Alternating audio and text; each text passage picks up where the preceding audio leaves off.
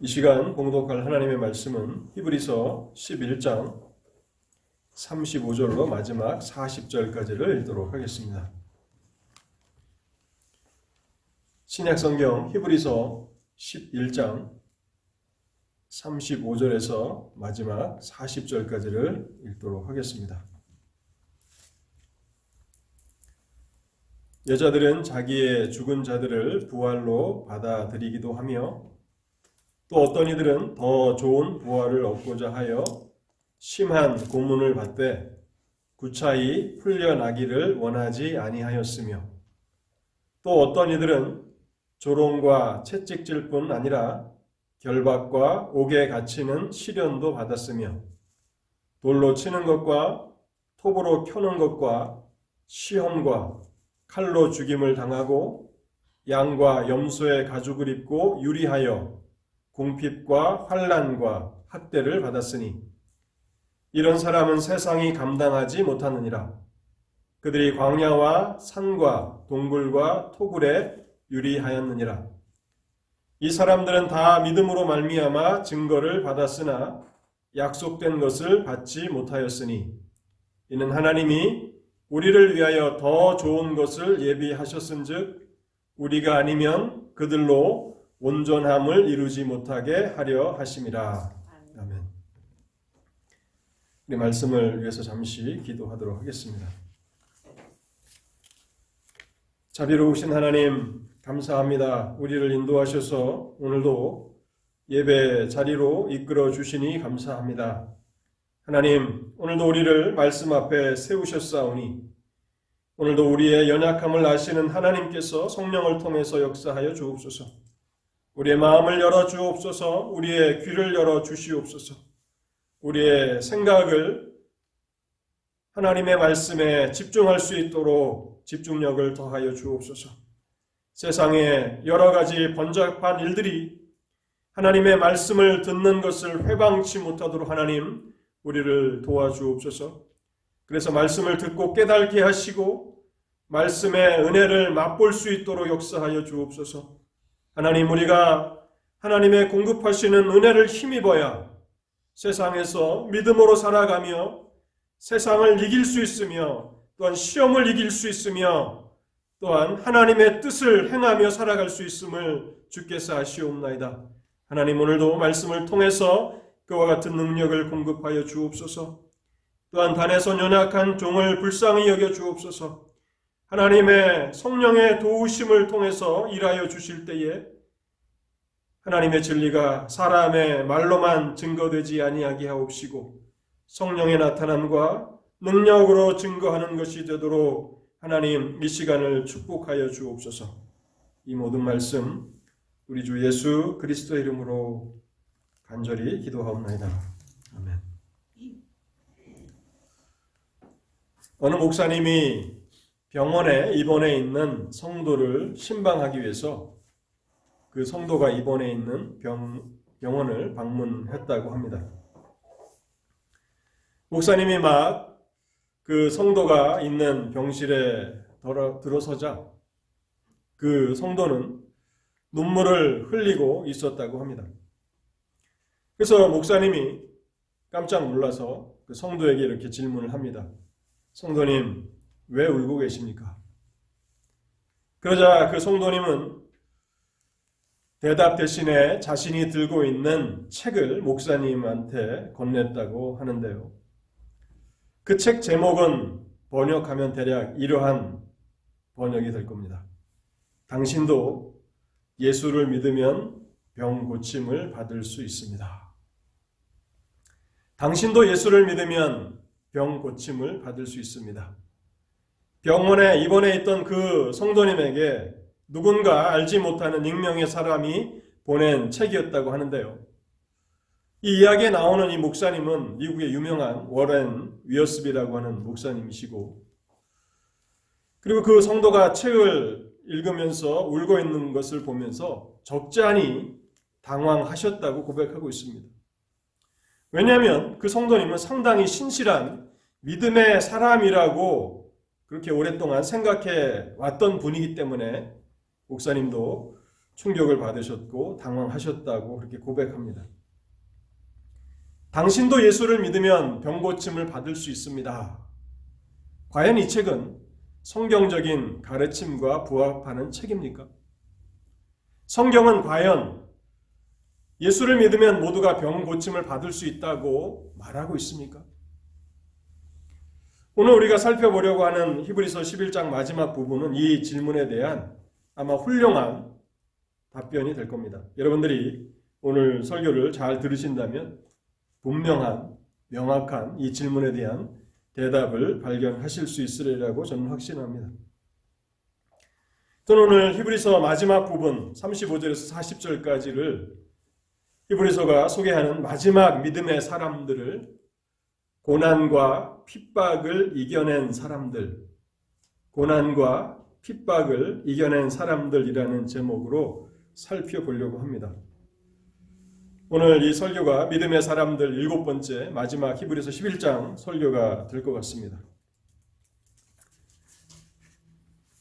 첫 번째로 우리가 본문을 통해서 발견하는 진리는 모든 믿음의 사람들이 믿음으로 말미암아서 환난에서 건짐받는 것은 아니지만 하나님께서는 각 사람에게 무엇이 최선인지를 아시며 그것을 허락하신다는 사실입니다. 모든 믿음의 사람들이 기적을 경험하고 환난에서 건짐을 받는 것은 아니지만 하나님은 각 사람에게 무엇이 최선인지를 아시며 그것을 허락해 주신다는 사실입니다. 35절과 36절에 보면 어떤 사람들이라고 소개되는 사람들이 나옵니다. 이 사람들은 앞에서 소개된 사람들과 다른 부류의 사람들인데요. 이 말은 잘못하면 오해할 수 있는 오해의 소지가 있습니다. 다른 부류라고 해서 이 사람들은 다른 믿음을 가졌다거나 믿음이 열등하다거나 믿음이 없는 사람들이라는 의미는 절대 아닙니다. 히브리서가 이들을 다른 사람들이라고 그렇게 따로 구분하는 것은 이들도 동일한 믿음의 사람들이었지만 믿음 때문에 특별한 기적이나 처한 환난에서 구원을 받지는 못했기 때문에 그런 것입니다. 아마 비율로 따지자면 기적이나 환난에서 건짐을 받지 못한 사람들이 훨씬 더 많았을 것이라고 저는 생각합니다. 33절과 34절에 보면 어떤 이들은 믿음으로 사자의 입에서 건짐을 받기도 하고 불의 세력을 멸하기도 하고 칼날을 피하기도 합니다. 그러나 마지막으로 소개되고 있는 이 사람들은 환난에서 건짐을 받지 못했습니다. 오히려 그들은 믿음으로 환난을 끝까지 이겨낸 사람들이라고 소개되고 있는 것입니다. 그래서 우리는 환난에서 건짐을 받고 또 기적을 체험한 사람들은 믿음이 탁월한 사람이고 기적도 한번 체험하지 못하고 환난에서 어려움에서 건짐도 받지 못한 사람들은 믿음이 없는 사람들이다라고 그렇게 해석해서는 안 된다는 사실입니다. 오히려 정확히 말한다면 믿음으로 환난을 이겨내는 것이 기적을 체험하는 것이나 환난에서 건짐을 받는 것보다 훨씬 더 어려운 일이라는 사실입니다. 그리고 더 큰 믿음이 필요한 일이라는 사실을 우리는 깨닫게 됩니다. 무엇보다도 기적을 체험하고 환난에서 건짐을 받는 것이 모든 사람에게 유익한 일은 아니라는 사실입니다. 열왕기상 14장에 보면요.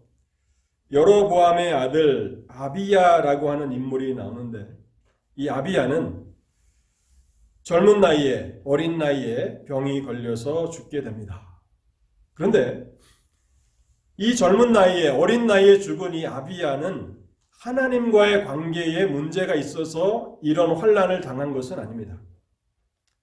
인간적인 관점에서 보면 참 안타깝고 불행한 일이 아닐 수 없지만 그러나 그의 죽음은 그가 하나님과의 관계가 잘못되었다라고 하는 것은 전혀 사실이 아니라는 것을 알게 되고요. 오히려 그의 아버지 우상 숭배의 죄를 범하고 있었던 여로보암의 죄를 지적하시기 위해서 하나님께서는 이 아들을 일찍 죽음으로 데려가셨다는 사실입니다.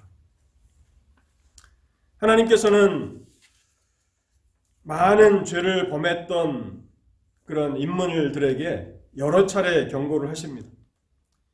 여러분, 여로보암 하면 북이스라엘의 가장 타락한 왕이라고 할 수 있고, 또 여로보암 못지않게 악한 왕을 꼽으라고 할 것 같으면 아합을 들 수 있습니다. 근데 여로보암이나 아합이나 하나님은 수차례 경고를 하십니다. 한두 번 말씀하시고 그냥 포기하시는 것이 아니라 여러 차례 그들에게 죄에서 돌이킬 것을 경고하시는데요. 열왕기상 13장에 보면 하나님께서는 여로보암을 경고하시기 위해서 유다로부터 한 선지자를 보내십니다. 그래서 여로보암이 분향하고 있었던 제단이 갈라지는 기적을 일으켜 주시고 경고하시죠.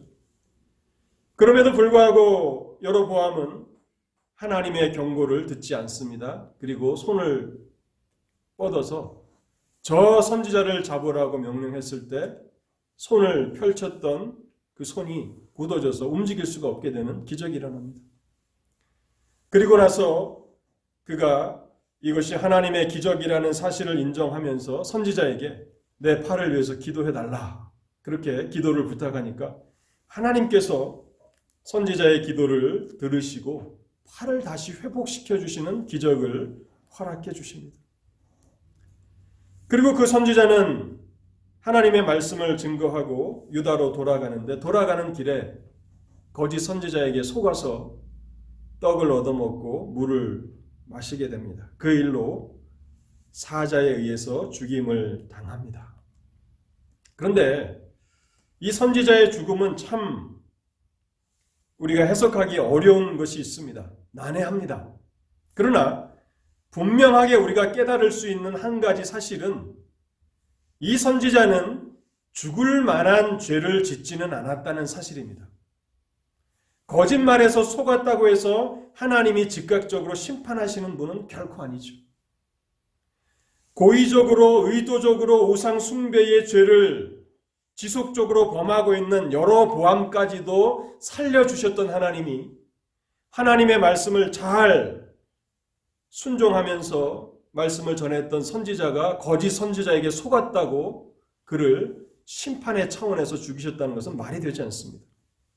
그렇다면 그 선지자의 죽음은 무엇을 위한 죽음이었을까요? 그것은 바로 여로보암을 위한 경고인 것입니다. 하나님의 말씀을 속아서 불순종한 선지자가 그렇게 죽어야 한다면 고의적으로 의도적으로 지속적으로 하나님께서 혐오하시는 우상 숭배의 죄를 범한 여로보암의 죄는 얼마나 혐오스러운 죄인가를 깨닫게 하시기 위한 하나님의 의도로 보입니다. 근데 하나님께서는 여로보암에게 경고하시는 것을 한 차례 더 하시는데요. 그 마지막 경고가 바로 여로보암의 아들 아비야의 죽음이었다는 사실입니다. 성경은 이 여로보암의 아들 아비야가 몇 살인지 정확히 밝히고 있지는 않지만 내용상 살펴보면 아마도 10대 후반쯤 되지 않았을까 생각이 됩니다. 많이 먹어야 20대 초반. 그는 병이 들었고 그의 어머니가 선지자를 찾아가서 아이야라고 하는 선지자를 찾아가서 묻습니다. 이 아이가 병에서 고침을 받겠습니까? 선지자는 하나님의 명령을, 하나님의 지시하심을 받아서 당신이 당신 집 문에 이르는 즉시 당신의 아들은 죽을 겁니다. 그렇게 예언을 하게 되죠.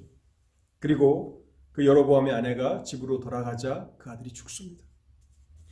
그런데 우리가 주목해야 하는 것은 이 어린 아이 아비야의 죽음에 대해서 성경이 어떻게 평가하고 있는가 하는 것입니다. 열왕기상 14장 13절입니다. 온 이스라엘이 저를 위하여 슬퍼하며 장사하려니와 여로보암에게 속한 자는 오직 이 아이만 묘실에 들어가리니 이는 여로보암의 집 가운데서 저가 이스라엘 하나님 여호와를 향하여 선한 뜻을 품었음이니라. 악한 뜻이 아니라 여로보암의 아들 가운데서 하나님을 향해서 선한 뜻을 품은 아들은 이 아비야 한 사람밖에 없었기 때문이라고 말씀하고 있는 거예요.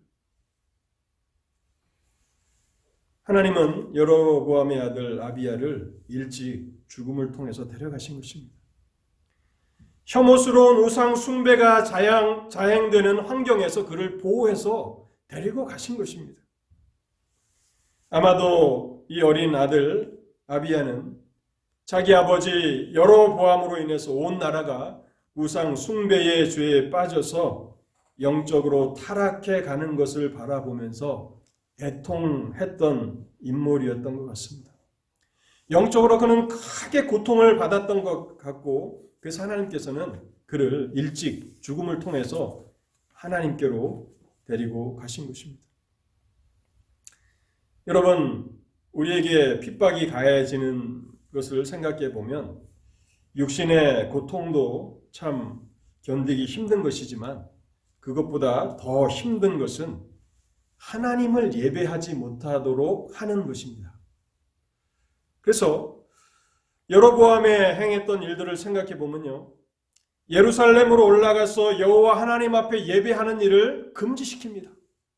그 대신 여호와 하나님 대신 베델과 단에 세워져 있는 금송아지를 섬기라고 하나님의 백성들에게 명령합니다.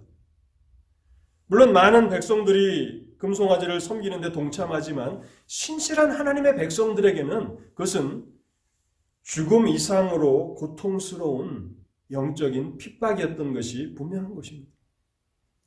그런 정황을 생각해 보면 아비야는 하나님 앞에 아마 감사했을 것입니다. 이른 나이에 데리고 가시는 하나님을 원망하거나 불평하기는커녕 오히려 이 우상 숭배의 땅에서, 이 죄악의 땅에서, 혐오스러운 죄악이 자양되고 있는 이 땅에서 저를 일찍 데려가시는 것을 감사합니다라고 아마 그는 그렇게 하나님 앞에 고백했을 거라고 저는 생각합니다.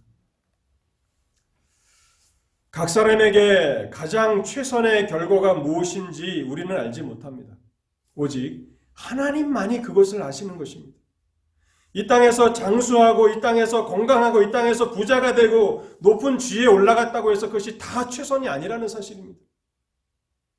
오히려 병이 걸릴 수도 있고 환난을 당할 수도 있고 남보다 이른 나이에 하나님의 부르심을 받을 수도 있는 것입니다. 우리는 무엇이 최선인지 알지 못하지만 그러나 분명한 것 한 가지는 하나님께서는 각 사람에게 최선이 무엇인지를 아시고 그것을 허락해 주신다는 것입니다. 어떤 사람에게 기적과 병고침을 허락하셨다면 그것이 그 사람에게는 최선인 것입니다. 그래서 그 일이 일어난 것이고요. 어떤 사람이 동일한 믿음의 사람인데 기적도 경험하지 못합니다. 병고침도 받지 못합니다. 환난에서 구원도 얻지를 못합니다. 그렇다 할지라도 그것이 그 사람에게는 최선이라는 사실을 우리는 의심치 말아야 한다는 사실입니다. 제가 지난주에도 읽었던 본문인데 다니엘서 3장 17절과 18절을 다시 한번 읽어보겠습니다. 만일 그럴 것이면 왕이여 우리가 극렬히 타는 풀무 가운데서 능히 건져내시겠고 왕의 손에서도 건져내시리이다. 그리 아니하실지라도 왕이여 우리가 왕의 신들을 섬기지도 아니하고 왕의 세우신 금 신상에게 절하지도 아니할 줄을 아옵소서. 왜 사드락과 메삭과 아벳느고가 그리 아니하실지라도 라고 말하고 있는 것입니까? 믿음이 흔들리고 있는 것입니까? 하나님이 구원하지 않으실 수도 있다. 하나님의 선하심을 의심해서 흔들리고 있는 것입니까? 결코 그렇지 않습니다. 그들 자신도 이 불 가운데서 살아나는 것이 최선인지 아니면 불 가운데서 환난 가운데서 믿음으로 죽는 것이 최선인지 알지 못하는 것입니다. 오직 하나님만이 아시는데 그 일이 불 가운데서 건짐받는 것이 유익한 것이라면 하나님이 우리를 건져내실 것이고 아니면 불 가운데서 우리가 순교하는 것이 우리에게 최선이라면 하나님은 우리를 건지지 아니하실 것이다. 그 결정은 하나님만이 하실 것이고 하나님이 그것을 아시기 때문에 우리는 이것도 감사한 일이고 저것도 감사한 일이다 라고 하는 그러한 믿음의 고백이 되는 것입니다. 모든 믿음의 사람들이 다 환난에서 건짐을 받는 것은 아닙니다. 그러나 하나님께서는 각 사람에게 무엇이 최선인지를 알고 계시며 그것을 허락해 주시는 것입니다. 본문을 통해서 우리가 두 번째로 발견하는 진리는요. 세상은 결코 믿음의 사람들을 감당할 수 없다는 사실입니다. 세상은 결코 믿음의 사람들을 감당할 수 없습니다. 믿음의 사람들에 대한 세상의 평가와 하나님의 평가가 얼마나 다른지를 한번 보십시오. 세상이 하나님의 사람들을 향해서 품고 있는 악의와 질투가 얼마나 강력한지를 한번 보십시오. 제가 37절과 38절을 다시 한번 읽어보겠습니다. 또 어떤 이들은 조롱과 채찍질 뿐 아니라 결박과 옥에 갇히는 시련도 받았으며 돌로 치는 것과 톱으로 켜는 것과 시험과 칼로 죽임을 당하고 양과 염소의 가죽을 입고 유리하여 궁핍과 환난과 학대를 받았으니 박해의 종류가 얼마나 다양하며 또한 얼마나 잔혹합니까? 톱으로 켜기도 하고 돌로 침을 받기도 하고 칼에 죽기도 합니다. 하나님의 성도들은 어떤 사람들입니까? 세상에서 정직하고 의롭고 신실하고 경건하게 살았던 사람들입니다.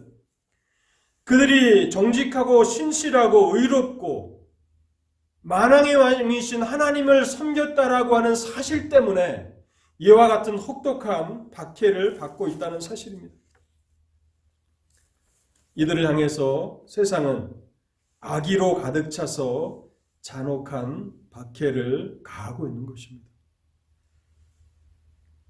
이런 복음 시대에 가장 훌륭한 그리스도인이 있다면 그 사람이 누구라고 생각하십니까? 저는 아마 사도 바울이 아닐까 그렇게 생각을 하는데요. 사도 바울은 아마 가장 훌륭한 그리스도인으로 그렇게 뽑힐 만한 인물일 것입니다. 그가 고린도전서에서 고백하는 것을 보면 세상에서 어떤 취급을 받았는지를 잘 말해주고 있습니다. 고린도전서 4장 11절에서 13절을 제가 읽어보겠습니다. 바로 이 시각까지 우리가 줄이고 목마르며 헐벗고 매맞으며 정처가 없고 또 수고하여 친히 손으로 일을 하며 모욕을 당한 즉 축복하고 박해를 받은 즉 참고 비방을 받은 즉 권면하니 우리가 지금까지 세상의 더러운 것과 만물의 찌꺼기같이 되었도다. 세상의 더러운 것과 만물의 찌꺼기같이 되었도다. 이 세상의 더러운 것이라는 것은 가장 혐오스러운 것을 말하는 것입니다. 율법으로 따지자면 그 피를 흘린 것이 가장 그 혐오스러운 것이라고 하는데, 그래서 피가 묻은 그런 천, 걸레, 가장 혐오스러운 것과 만물의 찌꺼기, 쓰레기같이 자신들이 취급을 받았다고 말하고 있는 것입니다. 세상은 믿음의 사람들을 세상의 찌꺼기와 같이, 쓰레기와 같이 그렇게 취급하면서 온갖 종류의 박해와 핍박을 퍼붓고 있는 것입니다. 이와 같은 핍박과 환난은 시간이 지나가면 지나갈수록 더욱 강력해질 것입니다. 그런데 하나님께서는 믿음의 사람들을 어떻게 평가하십니까? 38절을 보십시오. 이런 사람은 세상이 감당하지 못하느니라. 세상이 감당하지 못한다. 이 말씀은 두 가지 의미가 있는데요. 첫 번째 의미는 세상은 믿음의 사람들을 이길 수 없다는 그런 뜻입니다.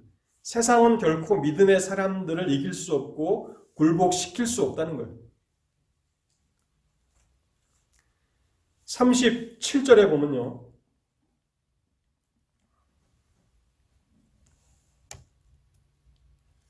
35절입니다. 35절에 보면요. 더 좋은 부활을 얻고자 하여 심한 고문을 받되 구차히 풀려나기를 원하지 아니하였으며 라고 기록되고 있습니다. 심한 고문, 이 개역 개정에서는 심한 고문이라고 이렇게 표현하고 있는데 그 개역 성경에 보면 악형이라고 이렇게 번역이 되고 있어요. 근데 이 헬라어 단어가 굉장히 독특한 단어인데 이 단어는 지속적인 고문을 받다가 죽임을 당하는 형벌이라고 이렇게 그 단어를 해석하고 있습니다.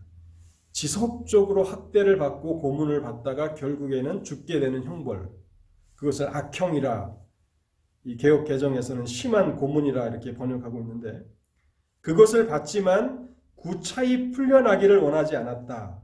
영어 성경에 보면 풀려나기를 거부하였다라고 기록하고 있어요. 아니, 풀려나기를 거부한다는 것은 무슨 말입니까?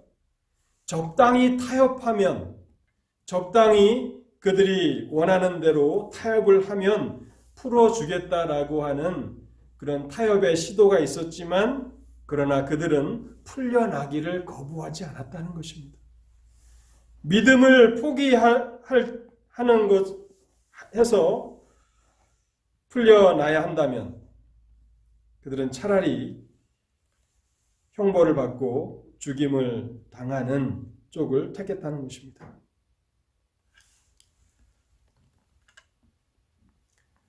그리고 두 번째로 세상이 감당하지 못한다라고 하는 이 의미는요.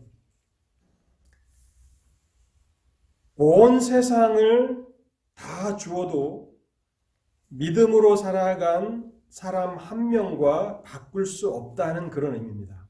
가치의 비교를 따질 때 어떨 때 우리가 이렇게 보석샵에 간다고 생각해 보십시오.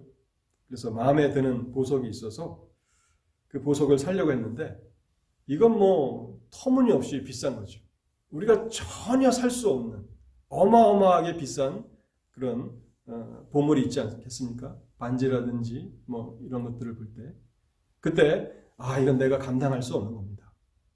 내가 1, 20만 원 하면 살 수 있을 거라고 생각했는데 몇 천만 원 또 그 이상의 금액이 되는 그런 보석도 있을 때 우리는 감당할 수 없다라고 말을 하는데 바로 그런 의미인 것입니다. 온 세상을 다 바쳐도 믿음의 사람 한 명과 바꿀 수 없다는 것이 하나님의 평가라는 사실입니다. 세상은 믿음의 사람들을 감당할 수 없는 것입니다. 믿음의 사람들은 환난에 직면한다 할지라도 끝까지 인내하게 됩니다. 그래서 우리가 구원의 서정이라는 것을 공부할 때에 보면 칭의가 있고 그리고 성화가 있고 성도의 견인이 있고 영화가 있습니다. 이 성화 다음에 견인인데 이 견인이라는 이 말을 영어로는 perseverance of saints라고 합니다. 성도의 인내라고 하는 것이죠. 마지막까지 믿음의 사람들은 견딘다는 것입니다. 히브리서 12장 2절에 우리가 앞으로 이제 하나님께서 허락하시면 살펴볼 텐데요. 여기도 보면 그리스도의 훌륭한 모범을 이렇게 보여주고 있습니다. 믿음의 주여 또 온전케 하시는 이인 예수를 바라보자. 그는 그 앞에 있는 기쁨을 위하여 십자가를 참으사. 믿음의 사람들도 환난을 끝까지 견디는 것이고 또한 그들 한 사람 한 사람은 얼마나 가치 있고 보배로운가. 하나님께서는 온 세상을 줘도 믿음의 사람 한 명과 바꾸지 않으신다고 말씀하고 있습니다. 베드로 전후서에 보면 보배롭다라고 하는 단어가 여러 차례 쓰이는데요. 제가 그 연구한 결과에 보면 보배롭다는 단어가 5번 쓰입니다. 베드로 전서에 3번 쓰이고 베드로 후서에 2번 쓰이는데, 베드로 전서에 보배롭다, precious라고 하는 이 단어가 이 3번을 쓰이는데 3번 다 예수 그리스도 앞에 보배롭다는 그런 이야기가 붙습니다. 그래서 보배로운 피, 보배로운 산돌이신 예수, 보배로운 모퉁이 돌, 이렇게 보배롭다라고 하는 단어를 쓰는데, 그것은 사도 베드로가 쓸 수 있는 최고의 가치입니다. 예수 그리스도의 피를 보배롭다. 그것은 사도가 표현할 수 있는 최고의 그런 단어죠. 그런데 베드로 후서에 보면, 이제 베드로후서 1장에 보면요, 1장 1절에 보면 이렇게 쓰고 있습니다. 예수 그리스도의 종과 사도인 시몬 베드로는 우리 하나님과 구주 예수 그리스도의 의를 힘입어 동일하게 보배로운 믿음을 우리와 같이 받은 자들에게 편지하노니, as precious as ours, 우리와 동일하게 보배로운, 그러니까 믿음의 성도들에게 이 보배롭다, 베드로 전서에서 그리스도 앞에 수식으로 붙였던 그 보배롭다는 말을 믿음 안에 있는 성도들에게 동일하게 쓰고 있다는 것입니다. 이것은 믿음의 사람들이 얼마나 보배로운 사람들인가를 베드로 사도가 잘 나타내고 있는 것입니다. 믿음의 사람들을 세상은 감당할 수 없습니다. 이길 수 없습니다. 그들을 굴복시킬 수도 없습니다. 또 세상의 모든 것을 다 주어도 그들 가운데 한 사람도 바꿀 수 없는 믿음의 사람들은 존귀한 사람들입니다. 사랑하는 성도 여러분, 여러분들은 그리스도 안에 있는 성도들이 존귀한 사람들이라는 사실을 깨닫고 있습니까? 그래서 그들을 존귀 여기며 사랑하며 살아가고 있습니까? 또한 교회는 무엇입니까? 성도들의 모임입니다. 보배로운 교회를 사랑하고 계십니까? 또 보배로운 교회를 귀하게 여기며 감사하고 있습니까? 오늘 우리는 말씀 앞에서 우리 자신들을 돌아보아야 할 것입니다. 마지막 3번째 우리가 본문을 통해서 발견하는 진리는요, 더 좋은 부활에 대한 소망이 믿음의 사람들로 하여금 끝까지 환난과 핍박을 이겨내게 하였다는 사실입니다. 더 좋은 부활에 대한 소망이 믿음의 사람들로 하여금 끝까지 환난과 핍박을 이겨내게 하였다는 사실입니다. 어떻게 이 사람들은 환난과 핍박을 이겨낼 수 있었을까요? 그것은 더 좋은 부활을 소망했기 때문에 그러한 것입니다. 많은 믿음의 사람들이 이 땅에서 고난과 핍박을 당하였지만, 그리고 때로는 고통 가운데서 죽었지만, 그들 모두는 더 좋은 부활에 대한 소망을 분명히 붙들고 있었다는 사실입니다. 그래서 때로는 하나님께서 이 환난과 시련에서 건져주시기를 기도하기보다는 오히려 더 좋은 부활을 경험하고자 하는 열망이 더 강렬하여서 끝까지 환난을 인내하였다고 그렇게 히브리서가 말씀하고 있는 것입니다. 하나님, 우리를 고난 가운데서 건져 주옵소서. 우리는 그렇게 기도해야 합니다. 또 그 기도가 잘못된 기도가 결코 아닙니다. 그런데 믿음의 영웅들은 구차히 그 심한 고난에서 풀려나기를 원하기보다는 더 좋은 부활을 경험하고자 하는 열망이 있어서 믿음으로 심한 고난을 끝까지 인내하기도 하였다는 사실입니다. 여러분, 제가 한 구절 한 구절 내용들을 충분히 다 설명할 수 없는 것이 참 안타깝게 느껴지는데요. 37절을 한번 보시면요, 이 부분은 좀 제가 말씀을 하고 넘어가야 될 것 같습니다. 돌로 치는 것과 톱으로 켜는 것과 그 다음에 나오는 것은 시험입니다. 시험과 칼로 죽임을 당하고, 그런데 이 37절에 이 소술되는 그 문장들의 시험이라는 이 단어는 좀 잘 어울리지 않는다라고 우리가 생각할 수 있습니다. 그렇지 않습니까? 시험을 받는 것은 비교적 그 환난의 강도로 따지자면 적은 부분일 텐데 왜 톱으로 켬을 당하고 돌로 침을 당하고 칼로 죽는 것과 이렇게 동일선상에 놓았을까? 여러분, 우리는 이 시험이 그냥 단순한 시험이 아니라는 것을 생각해야 하는 것입니다. 이 시험은요, 만일 믿음을 포기한다면, 그리스도를 부인한다면 생명을 살려줄 것이고 부귀와 영화를 약속한다라고 하는 그런 시험이었을 것입니다. 우리와 같이 연약한 인간이 고난을 당할 때 고난에서 풀어준다고 하는 그 유혹이 얼마나 강렬했겠느냐 하는 것입니다. 그래서 여기는 시험이라고 되어 있지만 저는 불같은 시험이라고 이렇게 좀 가로를 치고 그렇게 좀 써놓아야 되지 않을까 생각을 하는 것입니다.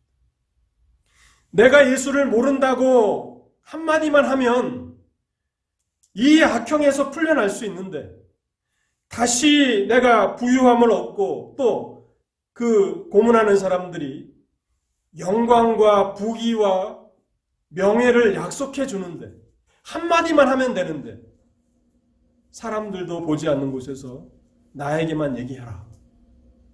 그러면 내가 풀어주겠다.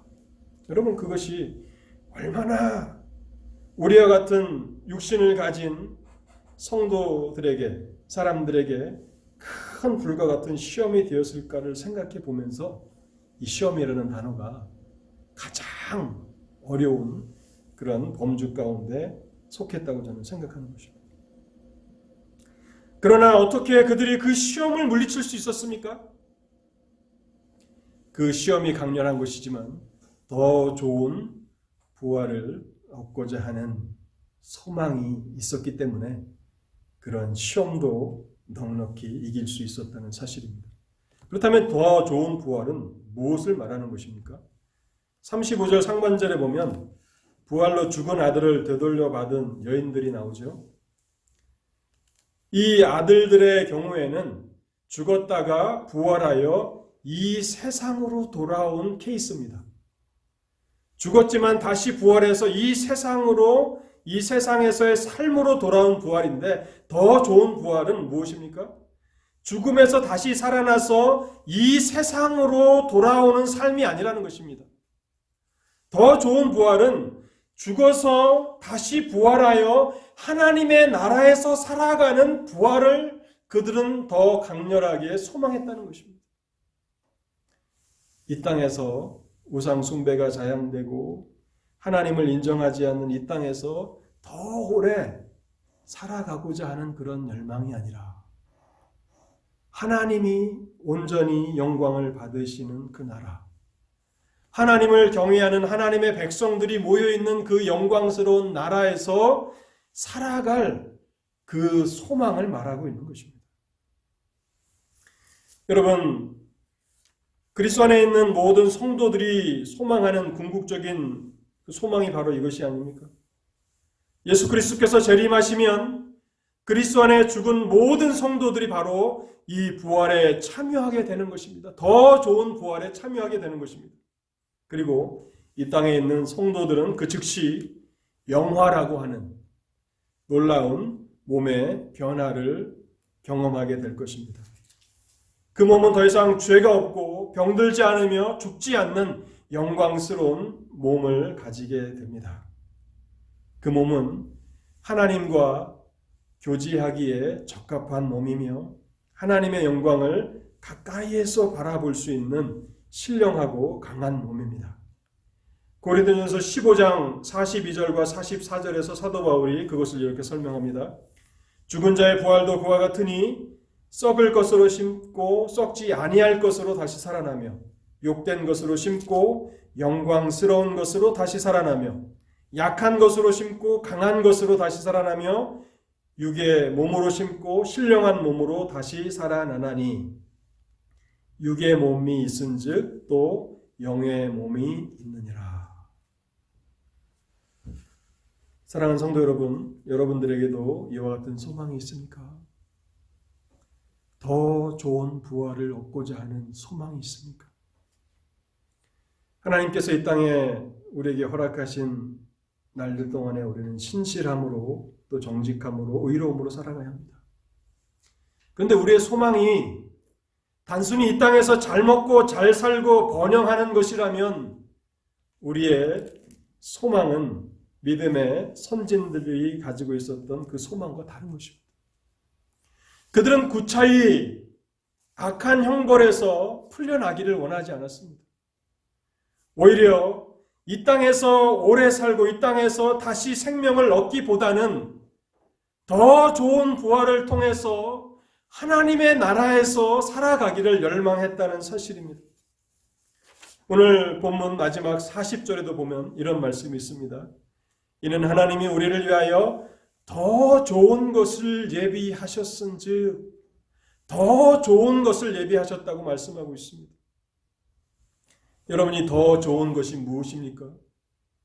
그것은 오늘 우리가 그리스도 안에서 이 땅에서 누리는 축복들입니다. 하나님의 은혜요, 하나님의 사랑이요, 하나님의 평강이요, 하나님의 희락이요, 감사요, 또 영광의 소망들일 것입니다.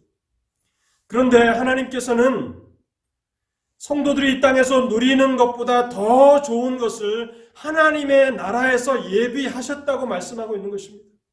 더 좋은 것을 예비해 주셨습니다. 여러분, 우리는 이 소망에 우리의 삶에 초점을 맞춰야 하는 것입니다. 우리의 소망은 더 좋은 것에 맞춰져 있습니까? 우리의 장막집이 무너지면 우리의 육체가 죽음에 처해지면 우리는 손으로 만든 집이 아닌 하나님께서 지으신 영원한 집이 있음을 우리는 압니다. 고린도후서에서 바울이 이렇게 말합니다. 고린도후서 5장에 만일 땅에 있는 우리의 장막집이 무너지면 하나님께서 지으신 집, 그 손으로 지은 것이 아니요 하늘에 있는 영원한 집이 우리에게 있는 줄 아느니라. 참으로 우리가 여기 있어 탄식하며 하늘로부터 오는 우리 처소로 덧입기를 간절히 사모하노라. 여러분, 탄식이라는 단어를 주목해 보십시오. 탄식할 만큼 더 좋은 부활을 소망하며 살았던 믿음의 선진들입니다. 더 좋은 것을 얻고자 하는 하나님께서 우리를 위해서 더 좋은 것을 예비하셨다는 사실을 늘 인식하며 살았던 믿음의 선진들이 있다고 말씀하고 있는 것입니다. 우리 또한 이 소망을 바라보며 살아가야 할 것입니다. 그런데 마지막에 이러한 단서를 히브리서는 붙여놓고 있습니다. 우리가 아니면 그들로 온전함을 이루지 못하게 하려 하심이라. 우리가 아니면 그들로 온전함을 이루지 못하게 하려 하심이라고 말씀합니다. 이렇게 온전함을 이룬다는 것은요, 간략하게 설명을 드리면 더 좋은 것을 누린다, 향유한다라는 그런 의미가 됩니다. 그래서 이 구절을 해석하면 우리를 제외하고 그들만 더 좋은 것을 누릴 수 없다는 것입니다. 또한 그들을 제외하고 믿음의 선조들을 제외하고 우리만 더 좋은 것을 누릴 수 없다는 거예요. 온전케 된다는 것은 더 좋은 것을 누리는데 어떻게 그것을 누리는가? 구약의 믿음의 선조들과 신약의 그리스도 안에 있는 성도들이 하나가 되어서 온전함을 함께 누리게 된다는 그런 말씀인 것입니다. 살았던 시대적인 배경은 다르지만 그러나 더 좋은 부활을 소망하며 살았던 구약의 선진들이나 신약의 성도들이나 그들이 하나가 되어서 함께 이 더 좋은 것을 누리게 된다라고 하는 그런 말씀이 되는 것입니다. 결론의 말씀을 드리겠습니다.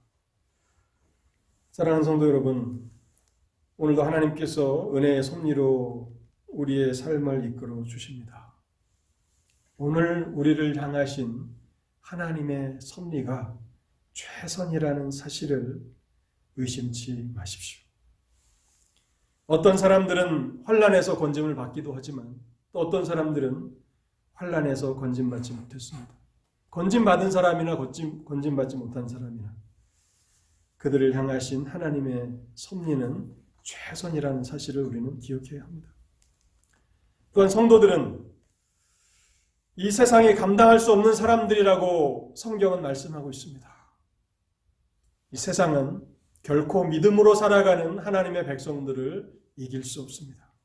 그리고 가치의 측면에서 본다면 그들은 얼마나 보배로운 사람들인가를 하나님께서는 히브리서를 통해서 우리에게 말씀하시는 것입니다. 그렇기 때문에 우리 또한 이 존귀한 사람들, 예전에는 왕족들, 귀족들을 존귀한 사람들이라고 여기고 오늘날도 그렇게 존귀한 사람들로 여겨지는 정치인들, 재벌들이 있지 않습니까? 여러분, 그들보다도 그리스도 안에 있는 성도들은 더 존귀한 사람들입니다. 그들이 얼마나 존귀한 사람들인지를 여러분 생각하시고 그들을 사랑하시고 섬기며 살아가십시오. 그리고 그들이 모인 교회를 마음을 다해서 힘을 다해서 섬기며 사랑하십시오. 또한 이 믿음의 사람들이 우리에게 증거하는 마지막 진리는 이들은 더 좋은 부활에 대한 소망을 가지고 있었기 때문에 극심한 환난 가운데서도 끝까지 인내로서 승리하였다는 것입니다. 사랑하는 성도 여러분, 우리 또한 이 더 좋은 부활에 우리의 삶에 초점을 맞출 수 있기를 바랍니다. 그래서 그리스도께서 재림하셔서 그리스도 안에 있는 모든 하나님의 백성들이 하나님께서 예비하신 더 좋은 것을 하나님의 나라에서 누리게 될 때에 그 자리에 저와 여러분 모두가 믿음으로 동참하실 수 있는 은혜가 있기를 바랍니다. 기도하겠습니다. 하나님 감사합니다. 오늘도 우리가 우리의 육신의 눈으로는 볼 수 없는 너무나도 보배로운 믿음의 증거들을 또 기적들을 우리로 하여금 보게 하시니 감사합니다. 하나님, 오늘도 하나님의 말씀 앞에서 우리의 인생을 돌아보게 하옵소서. 우리는 무엇을 위해서 살아가는 사람들입니까? 무엇을 얻기를 위해서 우리가 그렇게 우리의 인생에 힘을 쏟으며 살아가고 있는지 우리 자신들을 돌아보게 하옵소서. 그리고 영원한 것, 하나님께서 우리를 위해서 예비하신 더 좋은 것에 우리의 마음을 두며 우리의 소망을 두며 그렇게 믿음으로 살아가게 하실 때에 우리의 인생이 하나님의 나라에서 그 축복된 것을 결국에는 누리는 진정한 복된 인생들이 되도록 오늘도 이 말씀을 통해서 역사하여 주옵소서. 우리 주 예수 그리스도의 이름으로 기도하옵나이다. 아멘. 지금은 우리 주 예수 그리스도의 은혜와 하나님의 사랑과 성령의 교통하심이 오늘도 그리스도 안에서 하나님께서 각 성도들에게 허락하신 더 좋은 부활에 대한 소망을 마음에 새기며 이 땅을 믿음으로 살아가기를 소원하는 주님의 백성들과 또 이 어둡고 캄캄한 죄악된 세상에 주 예수 그리스도의 복음을 증거하시기 위해서 이 땅에 세우신 하나님의 신실한 교회들 위해 이제로부터 영원토록 함께 계실지어다.